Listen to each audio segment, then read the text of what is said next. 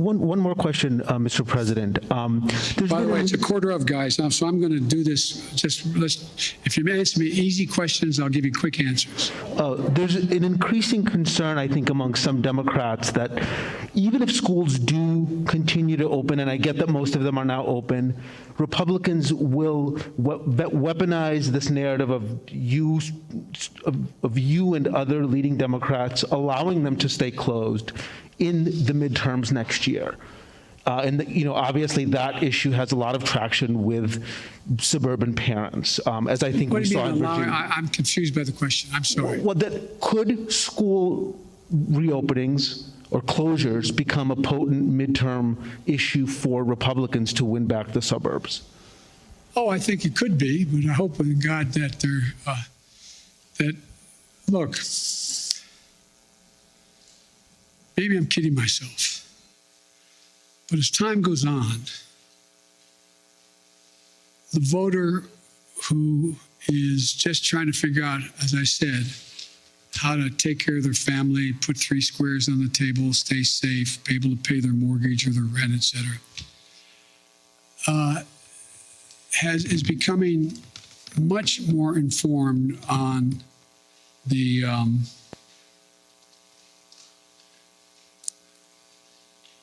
motives of some of the political players and some of the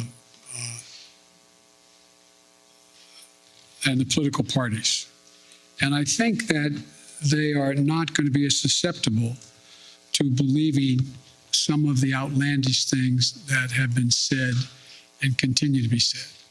You know, every president, not necessarily in the first 12 months, but every president the first couple of years, every president, of the last presidents, at least 4 of them, have had polling numbers that are 44% favorable. So it's this idea that, but you all, not you all, but now it is, well, Biden's at, one poll showed him at 33%. The average is 44, 45%. One poll him at 49%. I mean, the idea that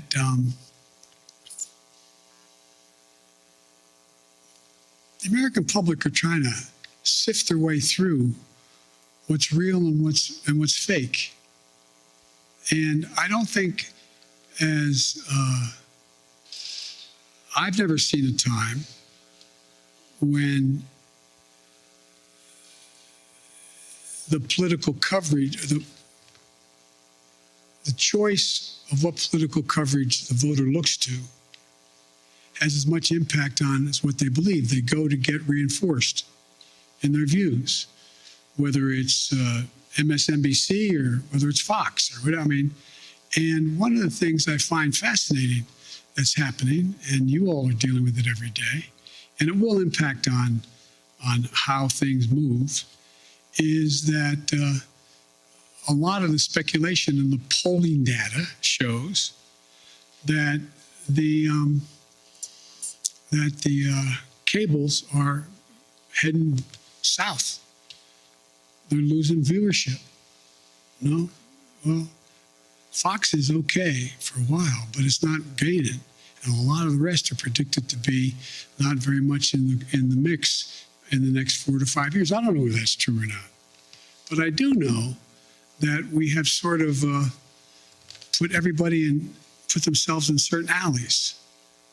And they've decided that, you know, how many people who watch MSNBC also watch Fox, other than they're a politician trying to find out what's going on in both places?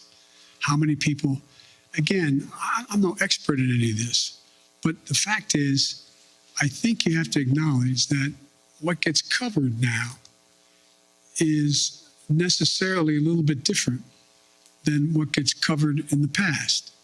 I've had a couple, well, I shouldn't get into this,